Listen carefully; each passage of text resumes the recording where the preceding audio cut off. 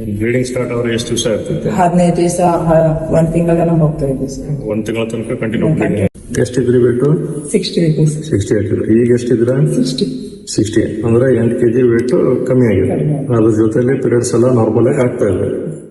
ಈ medicine almost ಎಲ್ಲ ಬಂದ್ ಮಾಡಿದ್ವಿ. ಎಷ್ಟು ವರ್ಷದಿಂದ ಹಿಂಗ್ ಸಮಸ್ಯೆ ಇದ್ದಿದ್ದು? 6 ವರ್ಷ ಇದೆ ಸರ್. ಮೆಡಿಸಿನ್ಸ್ ಎಲ್ಲ ತೋರ್ಸಿರ್ಲಿಲ್ಲ? ಹಾಸ್ಪಿಟಲ್ ಎಲ್ಲ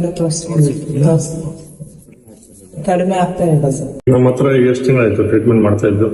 ಈಗ 4 ತಿಂಗಳ ಕಂಪ್ಲೀಟ್ ಆಗಿದೆ. 4 ತಿಂಗಳ. ಓಕೆ. ನನ್ನ ಹತ್ರ ಬಂದಾಗ ಹೇಗ್ ಬಂದಿದ್ರಿ?